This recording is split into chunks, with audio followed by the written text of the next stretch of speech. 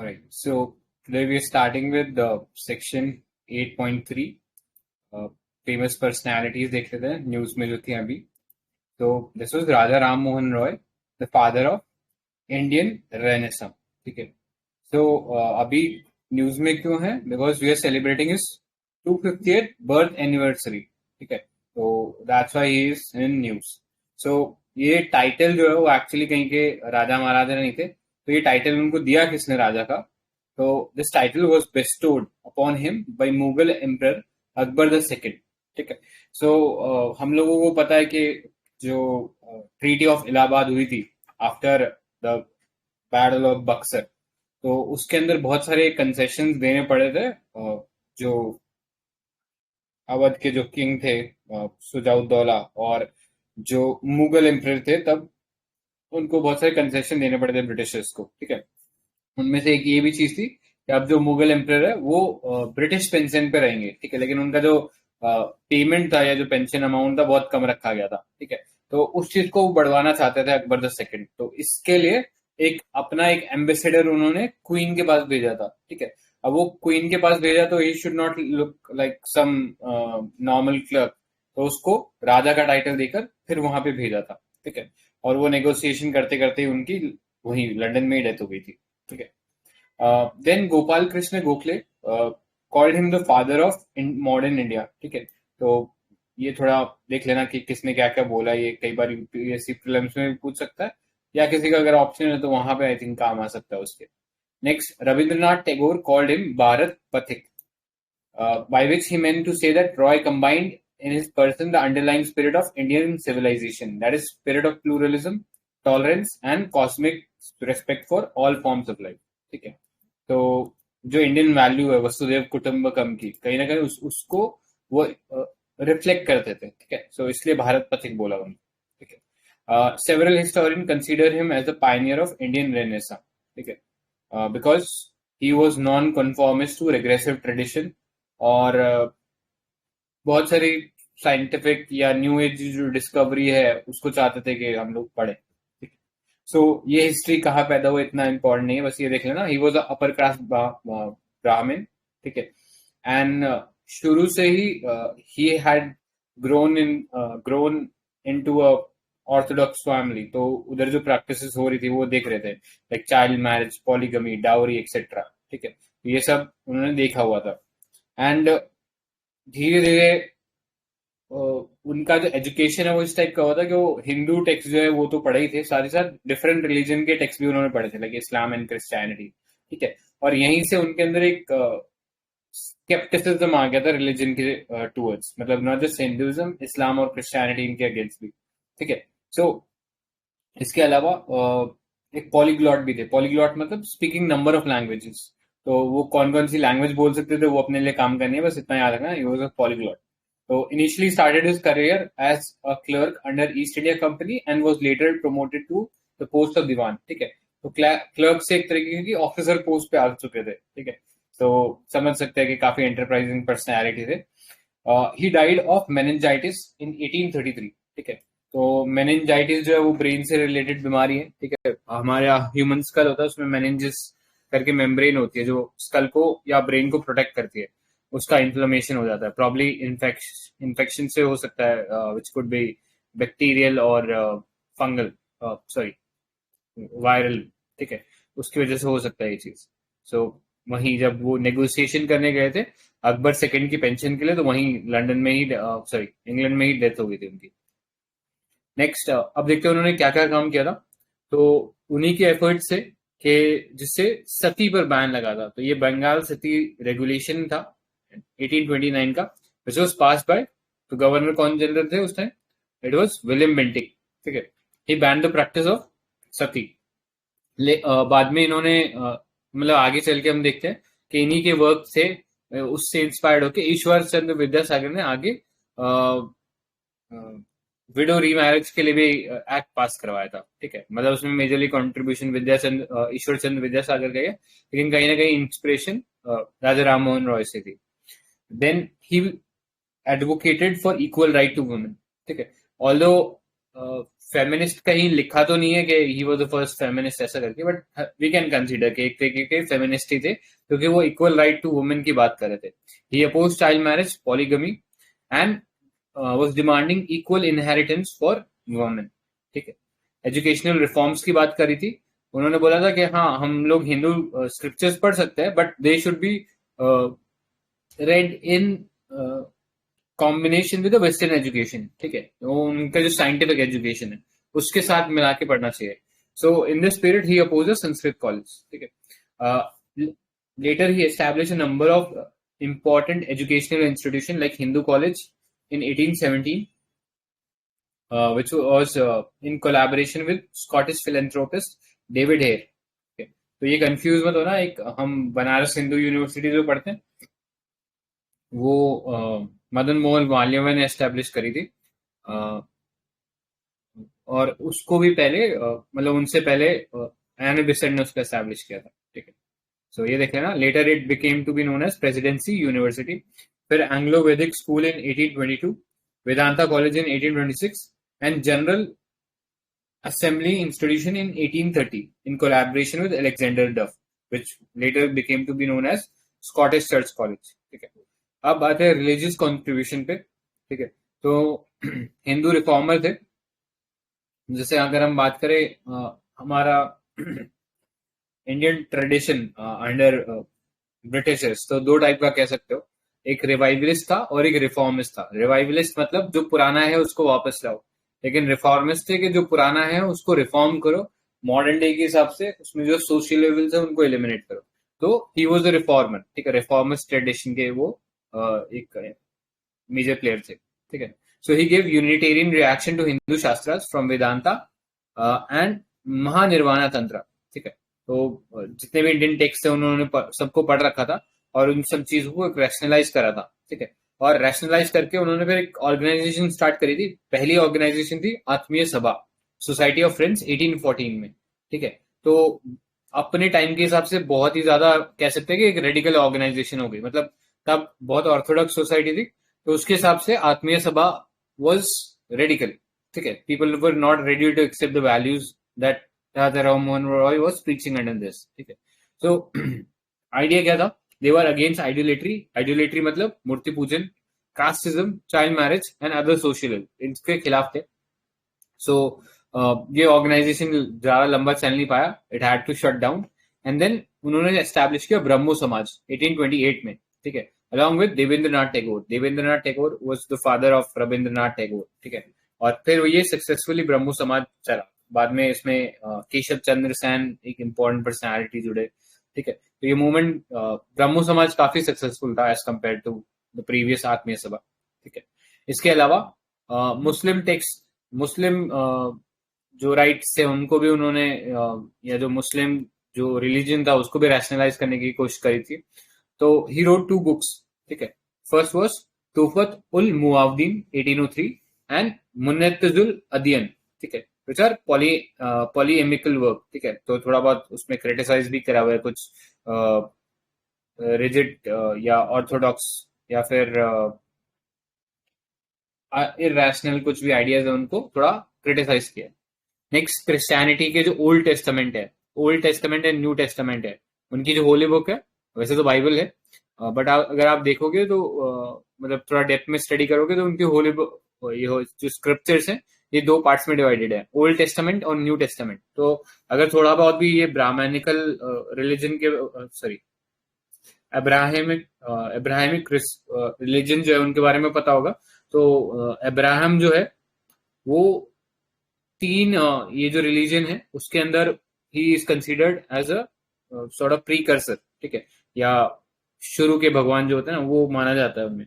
तो उनमें ज्यूज है. ठीक है. क्रिश्चियंस है और मुस्लिम्स है. ठीक है. ये तीनों मानते हैं कि अब्राहम का कुछ ना कुछ गॉड से रिलेशन था तीनों के स्क्रिप्चर्स में. तो जो शुरू के जो टेक्स्ट थे उनको ओल्ड टेस्टामेंट कहते हैं, एंड जीसस के बाद जो टेक्स्ट लिखे गए थे उन्हें न्यू टेस्टामेंट करते हैं, और उन दोनों का कॉम्बिनेशन जो है वो बाइबल में मिलता है आपको. ठीक है. तो उन्होंने एक यूनिफाइड वर्जन उसका पेश किया और उसमें भी उनकी जो भी ऐसे रैशनल प्रैक्टिसेस थे उसको क्रिटिसाइज किया. ठीक है. Next, freedom of press. तो इस डायरेक्शन में भी बहुत इंपॉर्टेंट रोल था उनका. He petition for the freedom of press in 1829 and 1830. ठीक है, तो अगर आप स्पेक्ट्रम के अंदर ये पढ़ा होगा प्रेस वाला पार्ट, तो यहाँ पे देखोगे कुछ रेगुलेशन लेके आए थे. ठीक है, Britishers, so as to curb the activity of press. तो उसके खिलाफ उन्होंने खूब आवाज उठाई थी. ठीक है, apart from that he also publish several newspapers and weeklies. तो उनमें से एक सबसे इंपॉर्टेंट था संवाद कौमुदी. ठीक है, नाम इसका ऐसा था, मून ऑफ इंटेलिजेंस. नाम से पता लग रहा है कि ये बंगाली में लिखा गया होगा. So this was a Bengali newspaper and the first newspaper in Indian language. ठीक है, तो कोई बता सकता है पहला न्यूज़पेपर कौन था ब्रिटिश एम्पायर के अंदर? पहला न्यूज़पेपर कौन सा था ब्रिटिश एम्पायर में? Any idea? एनीवन? ट्रिब्यून. नहीं यार, ट्रिब्यून तो एक इंडियन ने पब्लिश किया था. बंगाल गazette. बंगाल हाँ, गazette. Correct correct correct. तो बंगाल गैजेट था answer. And Bengal gazette publish किसने किया था, इसका आइडिया क्या? तो ये जेम्स अगस्टस हिकी, इन्होंने पब्लिश किया था. ठीक है, ये फर्स्ट न्यूज़पेपर था. संवाद कौमुदी फर्स्ट बंगाली न्यूज़पेपर था. और ट्रिब्यून जो था वो आई थिंक मेरे को नाम स्पेसिफिकली नहीं याद है, बट मजीठिया करके थे, वो पंजाब की साइड उन्होंने पब्लिश किया था. ठीक, फिर एक और था मिरात उल अकबर. तो ये नाम से पता लग रहा है कि कुछ इस्लामिक उस टाइप की लैंग्वेज का होगा. तो ये पर्शियन में था. ठीक है, this was the first Persian newspaper. ठीक है, तो दोनों फर्स्ट थे. ये संवाद कौमुदी पहला बंगाली था और मिरात उल अकबर पहला पर्शियन था. ठीक है, so ultimately both of these newspaper, I think Mirat ul Akbar को शट डाउन करना पड़ा था अंडर दीज रेगुलेशंस ऑफ 1839. ठीक है, आगे जाने से पहले एक बार ये ब्रह्मो समाज का टाइमलाइन देख लेते हैं. सो 1828 में it was establish as a monotheistic sect of Hinduism. ठीक है, सो उन्होंने वो कास्टिज्म, आइडियोलेट्री, वो सबको रिजेक्ट किया था. 1833 में जैसे ही ये फॉर्म हुआ था उसके 5 साल बाद डेथ हो जाती है रॉय की. ठीक है, सो अभी काफी इन्फेंट था ये ऑर्गेनाइजेशन, और इनकी डेथ के बाद एक सीवियर जॉल्ट कह सकते हैं इस मूवमेंट को लगा. ठीक है, इनके मूवमेंट को. हाउएवर इसको एक नया लाइफ मिला था when the leadership under the leadership of Devendranath Tagore. ठीक है, देवेंद्रनाथ टैगोर के अंदर इसे एक वाइगर मिला था या एक नई स्ट्रेंथ मिली थी. बाद में फिर केशव चंद्र सेन आए इस ऑर्गेनाइजेशन में, और फिर आई थिंक अपने क्लाइमेक्स पर पहुंच गई थी. मतलब it was started spreading two parts of country. ठीक है, देन बाद में पता लगता है धीरे धीरे कंट्रोवर्सी होने लग जाती है, because Keshab Chandra Sen was too radical. मतलब वो राधा राम मोहन के रॉय के स्टैंडर्ड से भी बहुत ज्यादा रेडिकल थे. ठीक है, तो उनके चलते फिर इशू होने लग जाता है. फिर हम देखते हैं कि स्प्लिट होता है, जैसे आदि ब्रह्मो समाज बनता है, साधारण ब्रह्मो समाज बनता है. आगे चल के हम देखते हैं केशव चंद्र सेन पहले तो चाइल्ड मैरिज के खिलाफ होते हैं, लेकिन बाद में पता लगता है कि वो अपनी एक माइनर डॉटर को शायद king of Berar, Prince of Berar के साथ शादी कराने की कोशिश करते हैं, चाइल्ड मैरिज. तो वहां से उनका हिप्रोक्रेसी जो है वो जग जाहिर हो जाता है, एंड फिर उनके फॉलोअर्स भी उनको छोड़ देते हैं. ठीक है, सो वो साधारण ब्रह्मो समाज बनता है फिर. ठीक है, तो उतना इंपॉर्टेंट नहीं है, बस ये देख लेना कि ये इंपॉर्टेंट लीडर्स थे इसमें. नेक्स्ट इकोनॉमिक रिफॉर्म पे आता है. तो प्रेस को चालू करने के पीछे आइडिया यही था कि अकाउंटेबिलिटी इंश्योर करे ब्रिटिशर्स की. ठीक है, so he was the first one to figure out that East India Company was flowing approximately 3 million pounds a year from India to England. ठीक है, तो एक अकाउंटेबिलिटी और लोगों को अवेयर करा रहे थे इन चीजों के बारे में through press. Next, voice for poor present. ठीक है, तो जो इंग्लिश प्लांटर्स थे वो बहुत ज्यादा एक्सप्लॉइट कर रहे थे पीजेंट्स को, तो उसके खिलाफ भी उन्होंने न्यूज़पेपर वगैरह में लिखते रहते, लोगों को अवेयर कर रहे थे. Then rise in stipend of Mughal emperor. तो ये आई थिंक स्टोरी बताई दिया, अकबर सेकंड का स्टाइपेंड या जो पेंशन उनको मिल रहा था उसको बढ़वाने के लिए, नेगोशिएट करने के लिए गए थे वो इंग्लैंड के अंदर. सो कंक्लूजन देख लेते हैं. Ramachandra Guha, a famous historian, has said that Roy was unquestionably the first person on the subcontinent to seriously engage with the challenge posed by modernity to traditional social structure and the ways being. He was also one of the first Indians whose thought and practice are not circumscribed by constraint of kin, caste and religion. ठीक है, कि बहुत ही अपने हम देखते हैं कि generally जो इस टाइप के जितने भी लोग हुए हैं इनके अलावा अगर हम बोले तो जनरली उनमें कहीं ना कहीं उनकी कास्ट रिलीजन या किनशिप का कहीं ना कहीं इन्फ्लुएंस दिखता था, बट रॉय के साथ ऐसा नहीं था। एंड प्रॉब्लम उसका रीजन ये था कि उनको बहुत ही ज्यादा एक मल्टीकल्चरल सोसाइटी में रहने का मौका मिला था, where he got exposure to different religion, different scripture, और थोड़ा ओपन माइंडेड हो गए थे। तो ये था इसके अंदर। किसी को कुछ ऐड करना है राधा राम मोहन रॉय में? Alright, ठीक है, नेक्स्ट पे चलते हैं। तो टॉपिक 8.4 है छत्रपति साहू जी महाराज। ठीक है, सो अभी उनकी डेथ सेंचुरी चल रही है, तो इसलिए न्यूज में है। This century was observe by state of Maharashtra. ठीक है, तो साहू जी महाराज इतना वो कब बॉर्न हुए थे ये थोड़ा सा आइडिया देख लेना, 1874 में थे। He was the descendant of Chhatrapati Shivaji Maharaj, the founder of Maratha empire. ठीक है, ओरिजिनली इनका नाम यशवंतराव घटके था।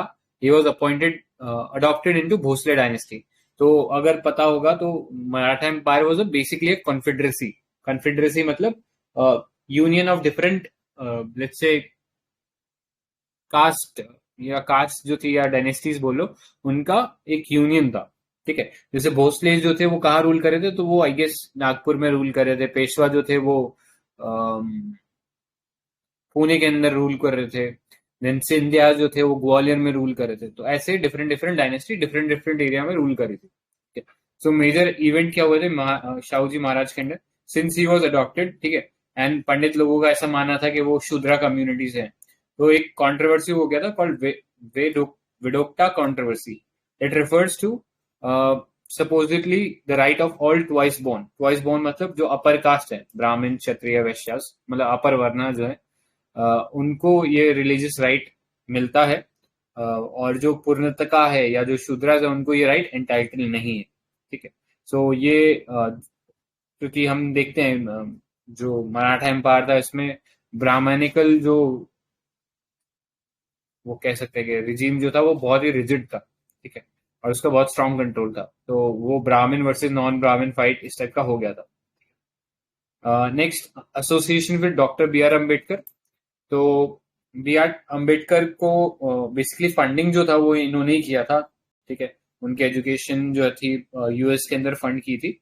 एंड बाद में वो यहाँ वापस आकर इनके अंडर काम भी किया था उन्होंने कई समय तक। ठीक है, so in the conference Sahu ji Maharaj declared doctor Ambedkar the true leader of oppress class in India. He also finance doctor Ambedkar newspaper Mook Nayak, leader of the दम।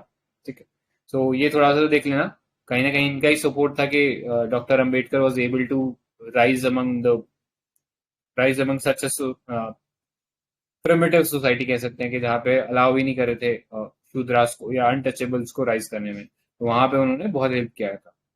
सो की contribution in making of modern India, तो एजुकेशन में एक इंपॉर्टेंट रोल था। School वगैरह establish किए थे, but इतना नाम वगैरह याद रखने की जरूरत नहीं। Introduce several scholarship for poor and meritorious student from backward caste, जिसका बेनिफिट अंबेडकर साहब भी उठाकर आए थे। Initiated a compulsory free primary education for all in his state. Then establish Vedic school that enable student from all class to learn scriptures. Then social reform की बात करें तो he legalized widow remarriage in Kolhapur. In 1919, he legalized intercaste and interreligion marriage. He also passed law for prevention of cruelty against women and manifesto against observance of untouchability. ठीक है, तो मतलब हम देखते हैं कि ये लॉ इंडिपेंडेंट इंडिया के अंदर भी पास करने में काफी समय लग गया था। मतलब जैसे ये प्रिवेंशन ऑफ क्रूएलिटी है और ये सब जो चीजें हैं, इसको पास करने में बहुत टाइम लग गया था। लेकिन कोल्हापुर के जो राजा हैं उन्होंने 1900 के अंदर ही इसको पास कर दिया था। तो समझ सकते हो आप वो कितने ज्यादा प्रोग्रेसिव थे। He was influenced by the works of Jyotiba Phule and he patronized Satya Sudrak Samaj. In later part, he moved towards Arya Samaj. ठीक है, beginning of positive discrimination.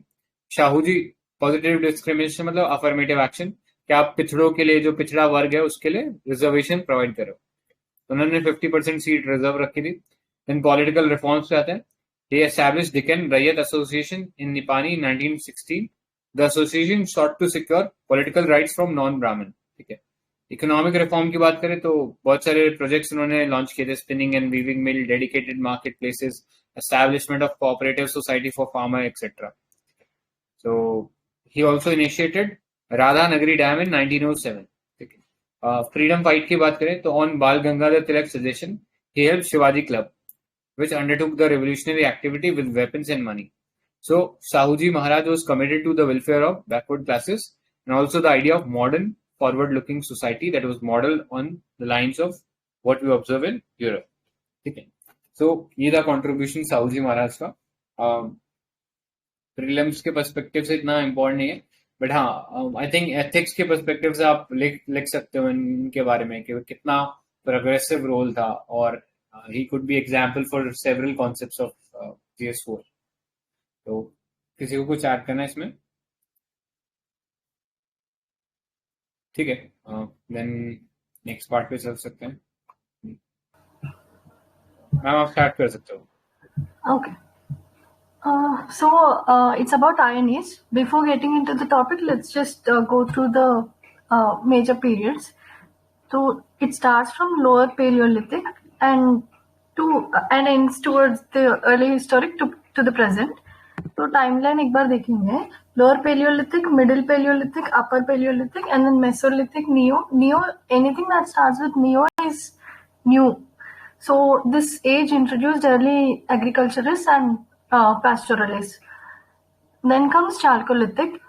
It's the age where we used copper for the first time. Next comes the Harappan civilization, which is also known as IVC or Bronze civilization. And in some cases, it's also known as Saraswati civilization. Few people call that way also. The next is the early Iron Age or megalithic burials age. And then early historic age. Basically, this is Iron Age is in news because of the excavations that are going on in Mailadumparai, which is in Tamil Nadu. इसका key findings है. They recently found iron artifacts which could be dated from 2172 BC to 1615 BC. Okay, so Mailadumbarai is in Tamil Nadu. It's an important site for cultural material dating. It belongs to Microlithic age. Microlithic is basically is a synonym for Mesolith. Microlith, we call it Microlith because many chipped stone tools were found. So Mesolithic period was eventually got called as Microlithic by few historians. And then this site, Mailadumparai site, has survived since the Neolithic period until the historical period. That means it maintained the continuity. Basically, there are 5 cultural sequences, namely Microlithic, Neolithic, Iron Age, Early Historic, and Historic. So based on the artifacts that we find from the excavations by Archaeological Department, we classify these ages. We classify these artifacts which belong to different time dimensions and also considering their geographical boundaries. So the late Neolithic period in Tamil Nadu, I think this is not needed. Black and red ware pottery was introduced during the late Neolithic period, and it's not introduced in the Iron Age. There was a presumption that it was introduced in the Iron Age, but the recent findings has found that it belongs to the late Neolithic period. This is based on the current excavations found. Before the latest discovery, iron used for Tamil Nadu was from Telanganur and Mangadu near Mettur. These two places are also from Tamil Nadu. They also found iron materials from these places. And then the recent one now is Mailadumparai, which is also in Tamil Nadu right now. The significance of these findings, so basically we can revisit the timeline, we can adjust what happened in which time at what place. So the whole point of these excavations is about the human actions at what age and what time, and the evolution. It tells about the evolutions. So beginning of the culture, where it started, where it ended, how it went through, etc. Relations between the IVC and Sangam culture. So these findings also created a link between IVC and Sangam culture. Uh, Sangam culture is, I think, it comes under the deep south area, geographical domain. The Tamil Brahmi scripts were once believed to have originated around 300 BC until 2019. And later, when excavations were carried out in Kiladi in Tamil Nadu, this timeline has been pushed. It got narrowed, and the gap between IVC and Tamil Sangam culture, it got narrowed. And then the findings at Maila Dumpare is being seen as evidence of some kind of relations between both the civilizations. Because the time gap has been reduced, historians have started a committee or some group, I guess, for finding the linkages between these two cultures. There's also another project on comparative study of graffiti found in Kiladi, which is in Tamil Nadu, and the signs of IVC. Graffiti in those days was used for, I think, wall painting or something. I'm not really sure about it, but it was for the construction purpose. And then the relevance of use of metal in Indian civilization and how it changed or developed the socio-economic conditions of that civilization. So basically, society during usage of copper. When copper was used, iron was not known to the people of IVC. Tools made out of copper were very brittle, and they could get damaged within a short period of time when compared to the iron tools. Many sites were still in the Stone Age due to the non-availability of copper, and the technology and mass exploitation was not happening in some other sites, while some other sites were exploring the new technologies related to copper. Society during usage of Iron Age. The main factor in the expansion of the Aryan culture during the later Vedic period was the beginning of usage of iron. The development of iron technology led to increase in agricultural production and then increase to the human settlements, population increase, and better socio-economic conditions. They used to clear the dense forest and cultivate few things like cereals and all that, and then used to live. I think this is about that. There's nothing much to deal with in this topic. I think we should just revise whatever we have learned in IVC in ancient history. This is just the excavations or current affairs that are going on.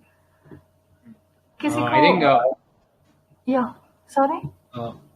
इसमें I think important ये चीज है क्योंकि अभी तक IVC के साथ हम पढ़ते थे कि कॉपर उनको नोन था but iron was not known. ठीक है.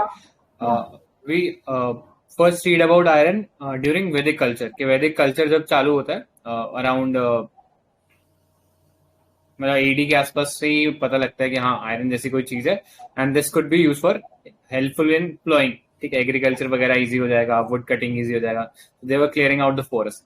तो अभी तक आयरन का जो डिस्कवरी है वो वैदिक से सिनोनिमस था. बट इस फाइंडिंग से ये हो सकता है कि maybe Indus valley people were not knowing that but there was some other civilization at the same time that was using iron which was much more advanced than Indus Valley civilization. So I think ये finding is true. Okay. Next so बात है IPC में हम पढ़ते हैं ना कि southward extension Daimabad तक था. तो अभी जैसे किलाड़ी और ये वाला जो साइट मिला उससे पता चलता है कि आईपीसी डाउन साउथ आगे तक गया था.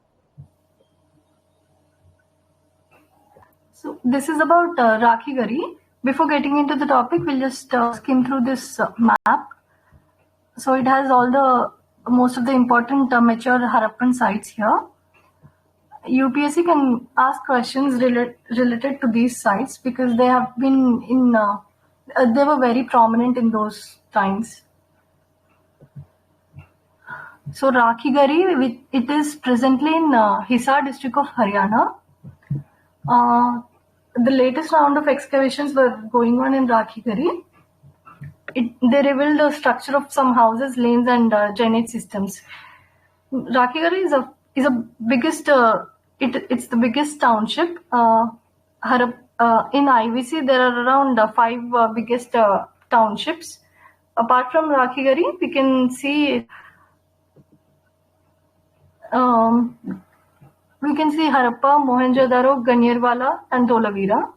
So they were very prominent.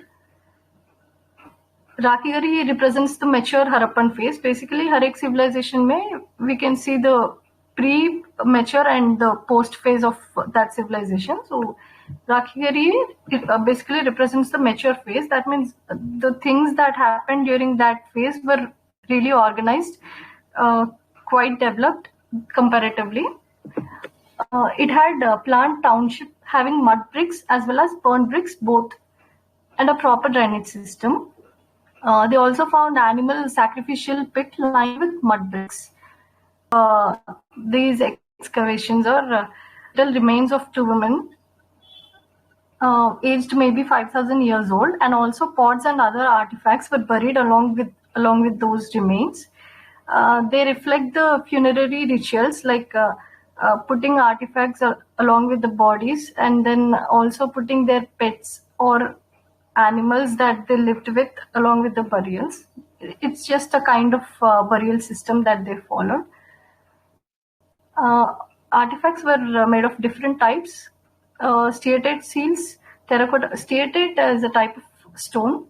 Steatite seals, terracotta bangles, terracotta unbaked ceiling, which had relief of elephants and the Harappan script.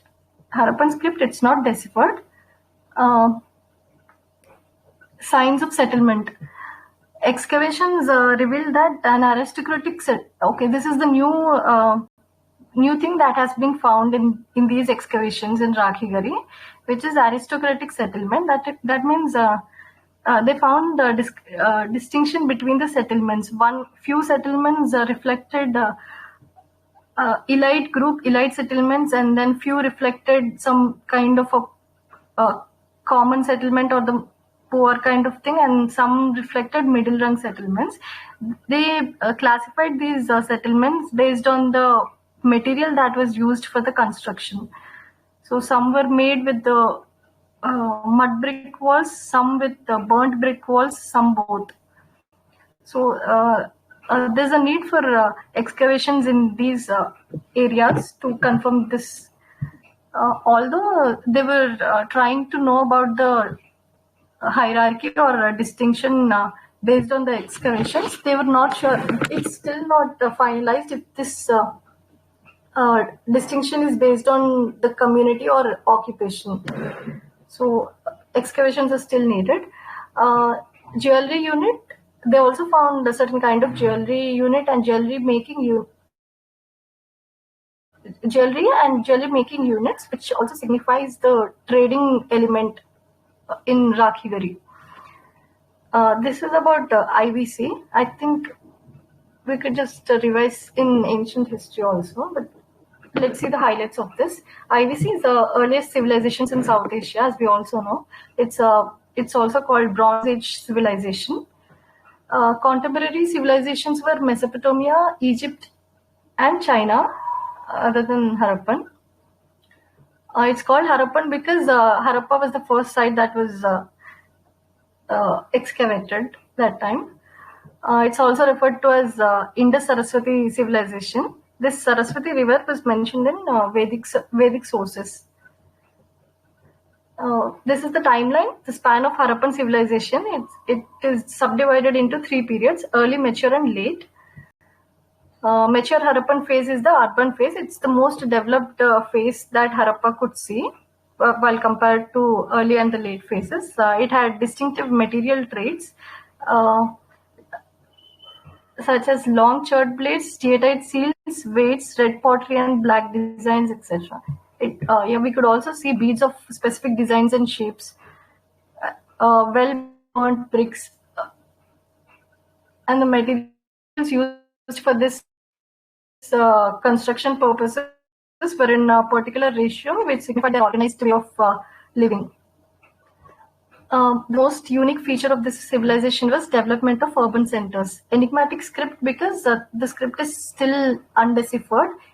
It is alphabetical, but it is alphabetical and it's written from right to left, I guess. Yeah, right to left, and it's still I think, we are still in the process of learning it. excuse me, ma'am. I think it's not completely alphabetical because there are certain signs and symbols that are used, and then the writing is Okay. boustrophédiste. Boustrophédiste meaning like in one line you will write from right to left, then in the next line you will write in the opposite direction. That is, if you write in right to left first, then you will be writing vice versa in the second. It's a boustrophédiste script. But is it boustrophédon or boustrophédos? I think same meaning I of think these it's words. boustrophédon. No, there are. I think these are two different types, and I think this is about boustrophédon. I'm not really very sure, but I think maybe शायद boustrophédon होगा. Fédon, yeah. Sinali is a village where a warrior class people were present that during the Copper Bronze time. This was known to us recently. Baki, this is about major Harappan sites. So Dholavira is in Gujarat. It's the fifth largest metropolis of IVC. It has a fortified citadel. Citadel is like fencing. Fortified is fortification. Having middle town, lower town. The walls were made of sandstone or limestone instead of the mud bricks. It also had a sophisticated water management system and a large cemetery with cenotaph. Cenotaphs means the people died somewhere, but their burial, out of respect, they are building some kind of structure at a different place. So this also shows their unique way of paying respect to the death. Evidence for interregional trade was found, as well as with cities in the Mesopotamia and the Oman Peninsula was found. Dholavira was a hub of manufacturing jewelry. It is also recognized as a UNESCO World Heritage Site. Next is Lothal, which is in Gujarat. It is a port city with a dockyard.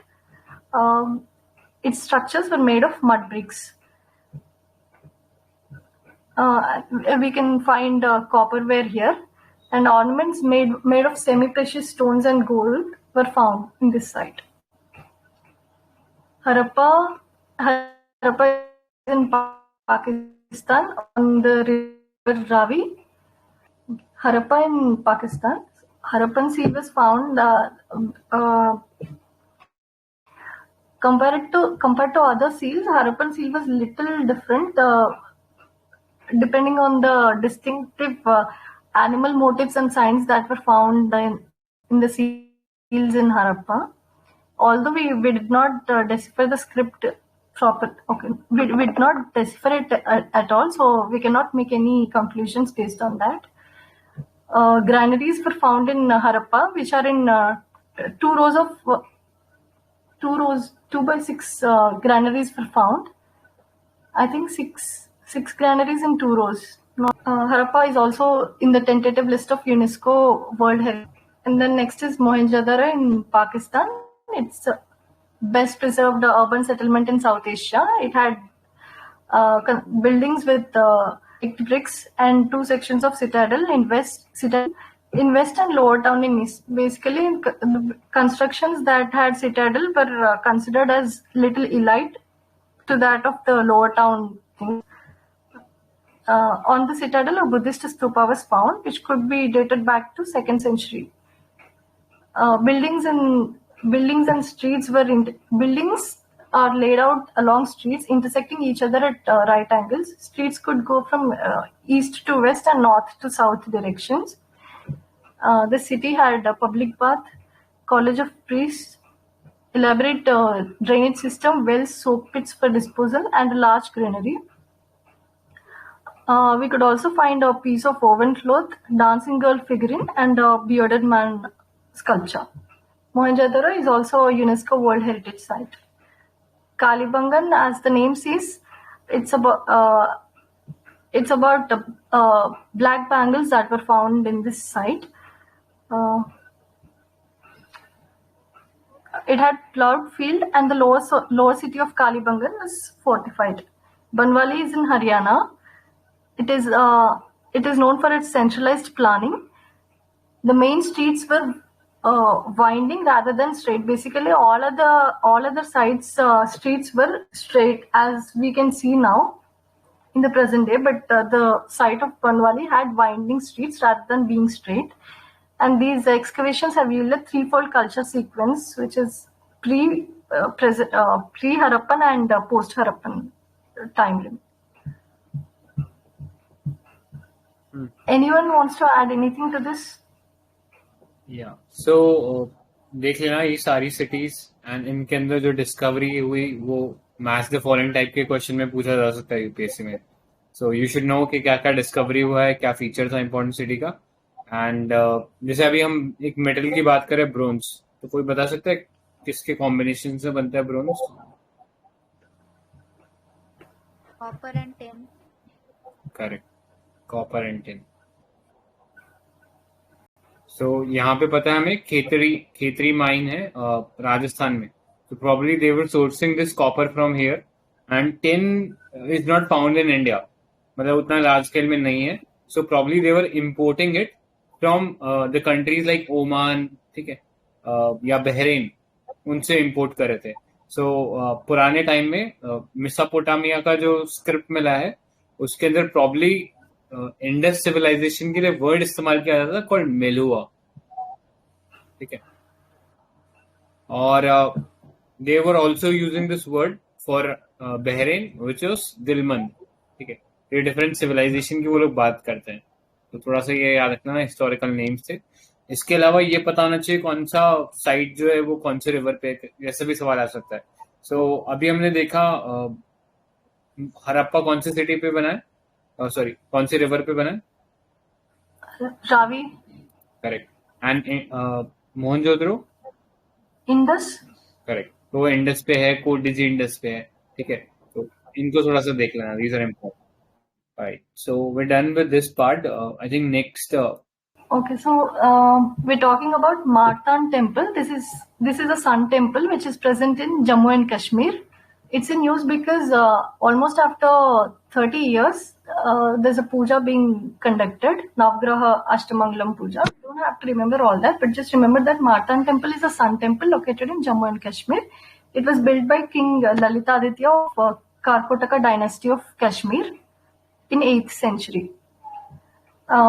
Other oldest sun temples are Konark, Almora, Modhera, and Borsad sun temples.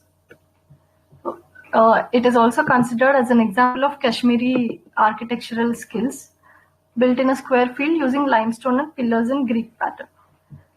This has been tagged as a site of national importance, which means it comes under Architectural Survey of India's protection. Next is Kaaba, Central Advisory Board on Archaeology. This is in use because it was reconstituted recently. Basically, it gives suggestions to centers on all the matters related to archaeology. It trains future archaeologists, and also it acts like an interface between archaeological departments and the governments, including both center and state. Minister of Culture will chair this committee. Okay, he's the chairman, and members will include officials from Ministry of Culture and ASI. Board will meet once a year. That's it. Next is International Booker Prize. International Booker Prize, it was constituted as to complement Man Booker Prize. Basically, Man Booker Prize it is given for English novels only.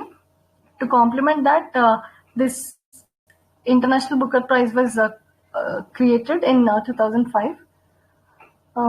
It is in news because Hindi author Geetanjali Shree became the first Indian to win this award recently in 2022 for her book Tomb of Sand, also called Ret Samadhi. This is the first Indian language book to be recognized by this award. Next is the Yuva Tourism Clubs. CBSE and Ministry of Tourism are closely working with affiliated schools to form Yuva tourism clubs to develop youth ambassadors for Indian tourism and also make them aware of the rich cultural heritage that India has got. So this initiative, they'll start by giving soft skill sessions to students to make them ambassadors for representing the Indian tourism department and overgrowing it. Events of national importance. Ministry of Information and Broadcasting has notified a fresh list of sporting events of national importance. This notifying of sport events thing comes under the Prasar Bharati Act, Sports Broadcasting Signals, Prasar Bharati Act. Following events are declared as events of national importance: all Olympic Games, Commonwealth Games, and Asian Games. Various sports events like cricket, tennis, hockey, football, badminton, kabaddi are included in this. Thomas Cup. Thomas Cup is related to the badminton sport. India recently won its maiden Thomas Cup title, beating Indonesia. So it is an international badminton competition. This was started by a badminton player, Sir George Allen Thomas, and hence it got its name as Thomas Cup. The last one is Global Travel and Tourism Development Index. It is released by World Economic Forum. India was ranked at 54th position out of 117 economies that were included in the assessment. This assessment takes place every 2 years, identifying the key factors in enabling the sustainability and resilient growth of travel and tourism economies. In this assessment, Japan has ranked first. That's it for the shorts. Thanks, madam. All right. I think next part is by Neeti ma'am, right? तो पहला scheme है MP lads. तो ministry of finance ने अभी rule revise किया है कि जितने भी इंटरेस्ट आते थे एमपी लैड्स फंड से वो सारे कंसोलिडेटेड फंड ऑफ इंडिया में डिपॉजिट होंगे. पहले केस क्या था कि एमपी लैड फंड के जो अकाउंट होते थे उसमें ही ऐड होते थे और ऐसे एमपी लैड फंड से जो इंटरेस्ट मिलता था उसे जो एमपी लैड के वर्क होते हैं उसमें ही यूज किए जा सकते थे. लेकिन सिंस ये अभी कंसोलिडेटेड फंड ऑफ इंडिया में जमा होंगे तो विदाउट पार्लियामेंट सैंक्शन ये अप्रूव नहीं हो सकते. ठीक है. तो कंसोलिडेटेड फंड ऑफ इंडिया का आर्टिकल क्या है? 266. हाँ, 266 है. ठीक है. तो जितने भी टैक्स नॉन टैक्स रेवेन्यू हैं वो सारे कंसोलिडेटेड फंड ऑफ इंडिया में आते हैं और हमें पता है कि विदाउट पार्लियामेंट्री अप्रूवल यहाँ से मनी विड्रॉ नहीं किया जा सकता है. तो ऑब्जेक्टिव्स क्या हैं? तो एमपीज को एक वर्क रिकमेंड करना पड़ता है जो डेवलपमेंटल पर्पस के लिए और ये ड्यूरेबल कम्युनिटी असेट्स होनी चाहिए. जैसे एरियाज ऑफ नेशनल प्रायोरिटीज जैसे drinking water, education, public health, sanitation, roads, ये सारे ड्यूरेबल असेट्स होने चाहिए. इसके अलावा अभी 2016 के बाद जो स्वच्छ भारत मिशन के अंडर जो भी वर्क्स हो रहे हैं उनके अंडर भी अपने फंड्स को यूज कर सकते हैं एमपी. और साथ ही साथ डिजास्टर रिलीफ जो एक्ट वर्क्स होते हैं उनमें भी यूज किया जा सकता है. ठीक है. सेंट्रल सेक्टर स्कीम है, लॉन्च हुआ था 1993 में. मॉस्पी है मिनिस्ट्री इसकी फॉर पॉलिसी फॉर्मुलेशन और release of funds and monitoring mechanism क्या होंगे उन सबको प्रिस्क्राइब करने के लिए. डिस्ट्रिक्ट अथॉरिटी रिस्पॉन्सिबल होगी for the coordination and supervision of works. ठीक है. और कौन से वर्क हैं करने हैं, ये कौन से वर्क एलिजिबल है ये भी सैंक्शन डिस्ट्रिक्ट अथॉरिटी ही करेगी. इसमें एक मैंडेटरी प्रोविजन है कि 10% of works under implementation every year, मतलब ये होना ही चाहिए कि जितना भी फंड है उसका 10% वर्क कंप्लीटेड होना चाहिए every year. Non lapsable fund है और ग्रांट इन एड की तरह दिया जाता है और डायरेक्टली डिस्ट्रिक्ट अथॉरिटीज को। अमाउंट कितना दिया जाता है, तो 5 करोड़ है each MP to each MP each year, और वो 2 इंस्टॉलमेंट्स में देना है। नॉन लैप्सेबल है तो ईयर ऑन ईयर ऐड होता जाता है पैसा। मैंडेटरी प्रोविजंस क्या है, तो 15% जो एमपी लैड फंड है वो यूज होना चाहिए एससी पॉपुलेशन के बेनिफिट्स के लिए, या और फिर 7.5% एसटी पॉपुलेशन के लिए। और अगर केस ऐसा हो कि उस डिस्ट्रिक्ट में एसटी पॉपुलेशन नहीं है तो वो पैसा एससी पॉपुलेशन के लिए जाएगा, और फिर अगर एससी पॉपुलेशन नहीं है तो फिर जनरल के लिए यूज किया जा सकता है, लेकिन पहले एससी एसटी को प्रायोरिटी देनी होगी। अभी एक आइडिया लाया गया है कि जितने भी एमपी है उनके इनोवेटिव आइडियाज को अवार्ड किया जाएगा, तो या तो कैश में या फिर कैश और सर्टिफिकेट ऑफ अप्रिशिएशन दिया जाएगा कि किसने इनोवेटिव वर्क किया है। लोकसभा एमपीज को अपने कॉन्स्टिट्यूएंसीज में ही वर्क करने हैं और राज्यसभा और नॉमिनेटेड मेंबर्स कहीं भी कर सकते हैं, ठीक है। और ये है कि जो इलेक्टेड एमपी है उन्हें अगर अपने स्टेट से बाहर या डिस्ट्रिक्ट से बाहर काम करना है तो मैक्सिमम 25 लाख तक का डेवलपमेंटल वर्क करा सकते हैं, उससे ज्यादा नहीं। क्रिटिसिज्म ये है कि ईयर ऑन ईयर फंड्स जो हैं वो बढ़ते जाते हैं लेकिन काम नहीं होता है, ठीक है। और अभी रिसेंटली कैग ने ये भी रिपोर्ट दिया था कि मिसमैनेजमेंट के बहुत केसेस हैं इससे रिलेटेड। किसी को कुछ ऐड करना है इसमें?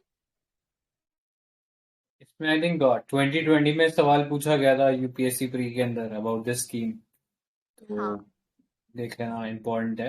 एंड आई थिंक वही ये सब जो डिटेल्स है काफी डेप्थ में पूछा था सवाल, मतलब अगर आपको ये नहीं पता होता कि कितना % इंस्पेक्शन किया है शायद उस सवाल को कर पाना मुश्किल होता, तो देख लेना डिटेल्स इम्पोर्टेंट है। कंटिन्यू। ठीक है। नेक्स्ट है prime minister's employment generation program, तो ये अभी एक्सटेंड कर दिया है इसका टाइमलाइन 2026 तक। तो ऑब्जेक्टिव क्या है, तो अनऑर्गेनाइज सेक्टर में जितने भी रूरल या फिर अर्बन पॉपुलेशन जो अनएम्प्लॉयड हैं उनको रोजगार देना। अभी हमने कोविड के टाइम केसेस देखे थे कि माइग्रेंट वर्कर्स की हालत बहुत बुरी थी और अपने स्टेट से बाहर काम करने की वजह से जब एक्सीजेंसी सिचुएशन है तो वो अपने घर वापस टाइम पे नहीं लौट पाए थे। तो इन सब प्रॉब्लम्स को ही एड्रेस करने के लिए ये इसे एक्सटेंड किया गया है इस प्रोग्राम को, ठीक है। लॉन्च हुआ था 2008 में, तो इससे पहले प्राइम मिनिस्टर रोजगार योजना और रूरल एम्प्लॉयमेंट जनरेशन प्रोग्राम, ये अलग अलग 2 स्कीम्स थी, इनको मर्ज किया गया 2008 में और फिर अपना आया prime minister employment generation program, ठीक है। सेंट्रल सेक्टर स्कीम है, मिनिस्ट्री है माइक्रो स्मॉल मीडियम एंटरप्राइजेस, और क्रेडिट लिंक सब्सिडी प्रोग्राम है, मतलब जो भी क्रेडिट दिया जा रहा है उसमें गवर्नमेंट सब्सिडी देगी, लाइक इंटरेस्ट सबवेंशन में है। मैन्युफैक्चरिंग और सर्विस यूनिट्स के लिए तो मैक्सिमम 50 लाख का मैन्युफैक्चरिंग यूनिट्स के लिए और सर्विस यूनिट्स के लिए 20 लाख का। एलिजिबिलिटी क्या है, तो हर फैमिली से एक बंदे को मिलेगी, एज होना चाहिए अबव 18 ईयर्स। फिर एसएचजीज जो किसी और अदर प्रोग्राम्स में एडेड नहीं है उनको दिया जाएगा, और चैरिटेबल ट्रस्ट जो सोशल वर्क इन सारे काम में इन्वॉल्व है। कोऑपरेटिव सोसाइटीज जो प्रोडक्शन से रिलेटेड हैं उनके लिए उनको दिया जाएगा। मिनिमम क्वालिफिकेशन है 8th स्टैंडर्ड पास होना चाहिए। सब्सिडी रूरल और अर्बन एरियाज के लिए डिफरेंट है कि जनरल कैटेगरी के बेनिफिशियरीज के लिए 25% और स्पेशल कैटेगरी जैसे SC ST OBC या फिर north eastern region aspirational districts ऐसे लोगों के लिए 35% है। अर्बन के लिए 15% जनरल कैटेगरी में है और स्पेशल कैटेगरी के लिए 25%। इसके लिए डेफिनेशन जो है रूरल और अर्बन बेनिफिशरीज का वो डेफिनेशन चेंज की गई है। तो पंचायती राज इंस्टीट्यूशन के लिए के अंडर जितने भी एरियाज आते हैं उन्हें रूरल एरियाज में कंसिडर किया जाएगा और म्यूनिसिपैलिटी के अंडर अर्बन एरियाज में। बाकी हम देखते हैं कि सेमी अर्बन और इसका थोड़ा जो ब्लर एरिया है वो कंसिडर नहीं किए जाते, लेकिन इसमें एक क्लियर डिस्टिंक्शन है। नोडल इम्प्लीमेंटिंग एजेंसी होगी नेशनल लेवल पे quick, khadi and village industries commission, और स्टेट लेवल पे state khadi and village industries board, जो क्विक का स्टेट ब्रांच है, वो इम्प्लीमेंटिंग एजेंसी है। क्विक कौन सी मिनिस्ट्री के अंडर आती है? मिनिस्ट्री ऑफ कंज्यूमर अफेयर्स है ना? नहीं, ये मीडियम और स्मॉल एंटरप्राइजेस। अच्छा, MSME। ठीक है, परफॉर्मेंस ये एग्जैक्ट नंबर्स हमें जरूरत नहीं है। कुछ ऐड करना है?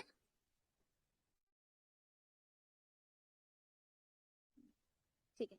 प्रधानमंत्री जीवन ज्योति बीमा योजना, प्रधानमंत्री सुरक्षा बीमा योजना एंड अटल पेंशन योजना, तो तीनों स्कीम्स ने अभी 7 साल पूरे कर लिए, इसलिए न्यूज में था। तो मिनिस्ट्री ऑफ फाइनेंस है और लॉन्च हुआ था 2015 में। तो अलग अलग देखते हैं कि क्या क्या प्रोविजंस है। तो जीवन ज्योति बीमा योजना है, वो 1 ईयर एक्सीडेंटल इंश्योरेंस स्कीम है जो हर ईयर रिन्यू किया जा सकता है। ठीक है। कवरेज तो डेथ और डिसेबिलिटी कवरेज है इसके लिए। पार्शियल डिसेबिलिटी के लिए 2 लाख है, और फिर डेथ के लिए 2 लाख, और पार्शियल के लिए 1 लाख है, और डेथ और फुल डिसेबिलिटी के लिए 2 लाख का लाइफ कवर है। प्रीमियम इसमें देना पड़ेगा 330 रुपया पर एनम, और फिर इसका बेनिफिट उठा सकते हैं only after 45 days of enrolment. ठीक है। एज है 18 to 50 ईयर्स, और एनआरआईज भी इसमें आ सकते हैं। फिर प्रधानमंत्री सुरक्षा बीमा योजना है, तो ये एक्सीडेंटल इंश्योरेंस कवर है। 12 रुपया पर एनम इसका प्रीमियम रेट है। उसमें प्रधानमंत्री जीवन ज्योति बीमा योजना में वो लाइफ इंश्योरेंस कॉर्पोरेशन बस LIC ही ऑफर कर सकती है, लेकिन सुरक्षा बीमा योजना में कोई भी public sector general insurance companies है वो कर सकती है। एलिजिबिलिटी एज क्या है, तो 18 to 70 ईयर्स, इनमें भी NRIs इंक्लूडेड है। एक्सीडेंटल कवर 2 लाख का है डेथ पे, और परमानेंट फुल डिसेबिलिटी पे भी 2 लाख, 1 लाख पार्शियल पे है। अटल पेंशन योजना है, ये ओल्ड एज पेंशन प्रोग्राम है, और पहले ये स्वावलंबन स्कीम करके थी, अब इसे अटल पेंशन योजना ने ये कर दिया, रिप्लेस कर दिया है। ये अनऑर्गेनाइज सेक्टर के लिए है, administered by pension fund regulatory and developmental authority under overall administrative and institutional architecture of national pension schemes, national pension system. Age है 18 to 40 years, all Indians are eligible. और इसके साथ ही ऐसे मेंबर्स जो किसी भी दूसरे स्टैट्यूटरी सोशल सिक्योरिटी स्कीम है गवर्नमेंट की, उसमें इंक्लूडेड नहीं है, वो इस पेंशन प्रोग्राम का लाभ उठा सकते हैं। आफ्टर 60 ईयर इसमें 1000 से 5000 के बीच पेंशन आपको मिलेगी, डिपेंडिंग ऑन द कंट्रीब्यूशन। और गवर्नमेंट कितना कंट्रीब्यूट करेगी, तो 50% जो टोटल अमाउंट जो आपने कंट्रीब्यूट किया है उसका 50%, या फिर 1000 जो भी कम हो इसमें से। और ये गवर्नमेंट कंट्रीब्यूशन का पहले 5 साल के लिए था, जो अब तो इनवैलिड हो चुका है।